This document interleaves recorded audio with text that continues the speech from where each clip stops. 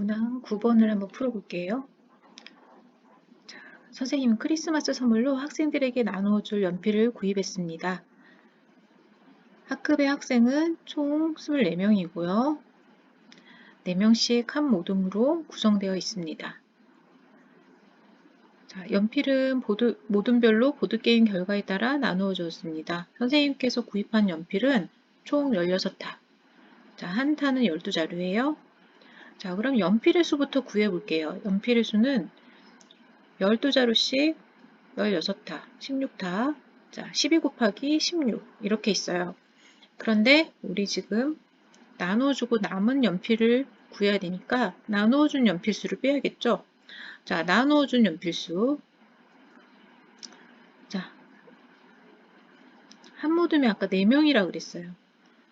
그러면은 1등한 모둠 1명당 5자루씩, 2등은 4자루씩, 3등한 모둠은 3자루씩, 자, 4등한 모둠은 2자루씩. 자, 이렇게 한 모둠에 몇 명이라고요? 4명씩이었죠? 자, 이렇게 나눠주게 되는 거예요. 자, 그러면 이거 우리 지금 계산을 할 때는 항상 괄호안부터 먼저 한다 그랬죠? 자, 그래서 12 곱하기 16 이거는 좀 이따 할게요. 괄호안부터 계산을 하면은 5 더하기 4 더하기 3 더하기 2 해야죠? 14예요. 14 곱하기 4. 자, 이제 곱셈이니까 곱셈부터 해볼게요. 12 곱하기 16은 192 빼기 14 곱하기 4는 56이죠. 이제 뺄셈 하면 되겠네요. 자, 그래서 이렇게 계산하면은 136. 자, 항상 몇 자루냐고 물었죠? 우리가 답을 쓸 때는 단위도 중요해요. 자, 그래서 여기서 답을 쓸 때는 136자루. 이렇게 답을 써주고 또 5학년 1단원 같은 자연수의 혼합계산 문제에서는 사실 이 답을 구하는 것보다도 혼합계산에서 중요한 것은 하나의 식으로 나타내는 게 굉장히 중요하거든요. 그래서 이렇게 식으로 나타내는 것도 잘 알고 넘어가 줘야 돼요. 알았죠? 자, 그 다음 문제 한번 살펴볼게요. 양팔 저울의 한쪽에는 수학책 4권을 놨어요. 그리고 다른 한쪽에는 수학 익힘책 5권을 올렸더니 무게가 같대요. 자, 저울이 수평을 이뤘나 봐요. 자, 그리고 수학책 50권을 종이상자에 넣어서 양팔 저울에 올렸을 때 이건 누구하고 같냐면 수학책 64권하고 무게가 같았대요. 자, 그래서 이거 두 가지를 이용해서 문제를 풀 텐데 여기서 하나 더 알려줬네요. 수학책 익힘책 한 권의 무게가 320g이에요. 그럼 이걸 이용해서 우리가 수학책의 무게를 위해서 구할 수 있겠죠. 자, 수학책의 무게를 우선 모르니까 우리가 세모그램이라고 할게요. 그럼 세모 곱하기 4는 수학 익힘책 한 권의 무게는 320이니까 320 곱하기 5가 되겠죠. 5권이니까. 자, 그러면은 수학책 한 권의 무게는 어떻게 되겠어요? 한 권의 무게를 구하려면 320 곱하기 5 나누기 4 이렇게 구해야겠죠? 자, 이렇게 한꺼번에 나타내는 이유는 위에 문제에서도 설명을 했지만 우리가 답을 구하는 것보다도 이 1단원 같은 경우는 과정이 중요하다 그랬어요. 하나의 식으로 나타내 보려고 해요. 자, 그리고 또 이제 밑에 한번 쭉 풀어볼게요. 이어서 우리가 실제 정말 구하려고 하는 게 뭐예요? 종이상자 무게죠. 종이상자 무게는 어떻게 돼요?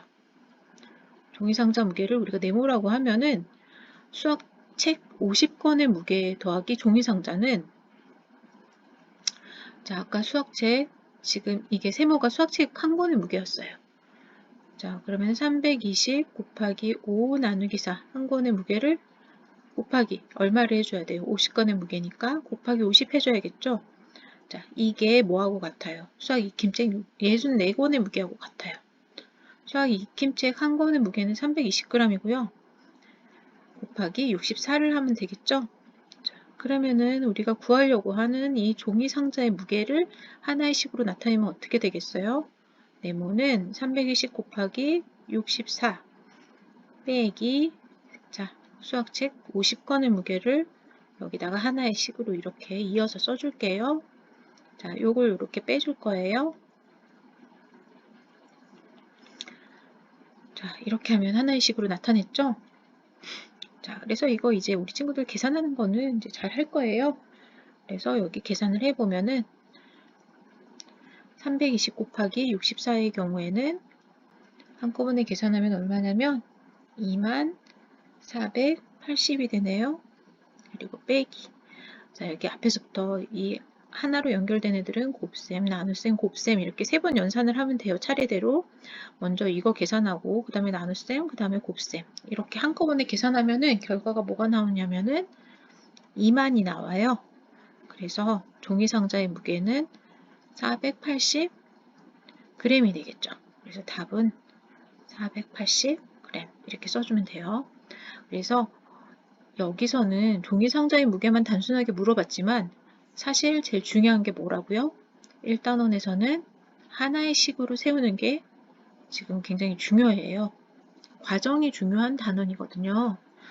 그리고 그래서 우리 친구들이 답을 구하는 것도 좋지만 식을 하나로 세우는 연습도 해봐야 돼요. 그 다음에 11번 풀어볼게요. 자, 11번은 보니까 96cm 종이 테이프를 똑같이 8부분으로 나눈 것 중에 한 도막. 자, 그럼 이건 뭐예요? 96 나누기 8이 되겠죠? 또 그리고 어떤 거? 84cm인 종이 테이프를 똑같이 6부분으로 나눈 것 중에 한 도막. 그럼 얘는 뭐예요?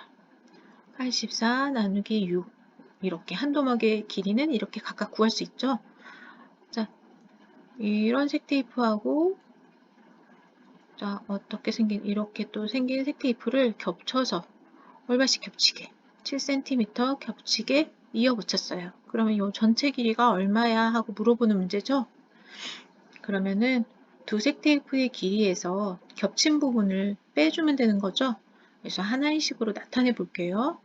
96 나누기 8 더하기 84 나누기 6 하면은 이게 두 색 테이프의 길이의 합이고요. 겹친 부분 7 빼줄게요. 이렇게 하면 하나의 식으로 나타냈죠. 자, 그래서 여기 나눗셈부터 해보면은 12. 자, 여기도 84 나누기 6 하면은 14가 되겠죠. 그리고 여기는 빼기 7. 자, 그래서 앞에서부터 또 덧셈 뺄셈 해볼게요. 26 빼기 7. 그러면 얘는 결과적으로 19. 자, 단위는 얼마죠? 센티미터가 되죠. 그래서 여기서 지금 줄곧 답만 물어보고 있긴 하지만 우리는 식으로도 세울 수 있다는 거, 하나의 식으로. 그래서 11번 문제 같은 경우에는 하나의 식으로 세우고 답을 구하시오 라고 할 수도 있어요. 그러면 이렇게 하나의 식으로 세우고 답도 구해줄 수 있어야 돼요. 자, 그리고 밑에 12번 문제로 가볼게요. 다음 숫자 카드가 13579라는 숫자 카드가 5장 있어요. 요거를 모두 사용하래요. 한 번씩. 자, 여기 밑에 보니까 빈칸이 하나, 둘, 셋, 넷, 5개가 있어요. 근데 계산 결과가 가장 큰 자연수가 되도록 네모안을 채우고 그 결과도 구하라고 했어요.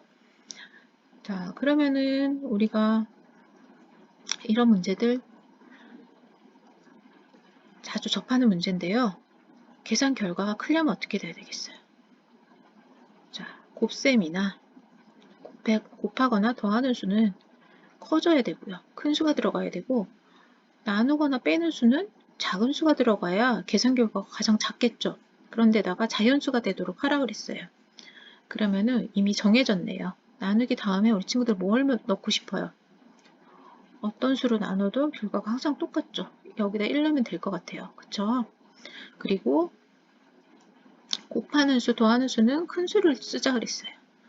그래서 여기는 9를 곱해보고 여기는 7을 더해볼게요. 그러면 남는 수는 3하고 5가 남죠? 그러면 이게 자연스럽게 5 빼기 3 이렇게 되겠죠. 자, 이런 경우도 있고 이건 하나가 아니에요. 우리가 어떤 게 답이 될지 모르니까 자, 이게 식이 뭐 이렇게 하면 돼 하고 공식처럼 이 큰 값을 구하는 게 정해져 있는 게 아니거든요. 그러니까 우리가 또 다른 방법도 한번 찾아볼게요. 여러 가지로 세워볼 수 있는데 선생님 또 이번에는 곱하는 수는 9가 됐는데 여기 이 가로 안에 결과가 좀 컸으면 좋겠어요. 그러면 이걸 7에서 그 다음 수, 작은 수가 또 뭐가 있죠? 나누기 다음에는 1이 고정돼야 되니까 1, 9, 7 빼면은 제일 작은 거 3이 있네요. 그리고 그러면 나머지 5가 남으니까 이렇게 더해보는 방법도 있을 테고 또, 또 5를 더하는데 여기 9하고 7 자리 한번 바꿔보고 싶어요. 자, 그러면은 누가 더 큰지 다 계산해봐야 돼요. 어쨌든. 그리고 또 하나 더 세워볼 수 있겠네요. 여기 9가 들어가는 경우도 우리가 또 생각해 볼 수 있어요. 그러면은 여기 곱하는 수는 커야 되니까 9하고 7 위치만 한번 바꿔볼게요. 위에 여기 첫 번째 식에서. 그래서 이 경우에는 이렇게 쓸 수 있겠죠. 그래서 각각 다 계산해 볼게요. 자, 이 경우는 가로 안이 2가 되고, 자, 그리고 곱한 거는 18. 18 나누기 1은 18. 그래서 이 경우는 7 더하기 18.